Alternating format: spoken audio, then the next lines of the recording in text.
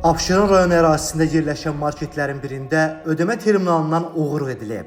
Abşeron rayon polis idarəsi əməkdaşlarının keçirdikləri tədbirlərlə əməli törətməkdə şübhəli bilinən 30 yaşlı Rəşad Cəllov və 34 yaşlı Xəzər Hüseynov müəyyən olaraq saxlanılıblar. Araşdırmalarla məlum olub ki, saxlanılan şəxslər rayonun Masazır qəsəbəsindəki marketdə ödəmə terminalını sındırmaqla ümumilikdə 3000 manatdan artıq pul vəsaitini tanıyıblar. Onların törətdikləri oğurluqlar təhlükəsizlik kameraları vasitəsilə də lentə alınıb. Dostum Rəşadla Masazır ərazisində manat aparatı var idi, onu yardıq.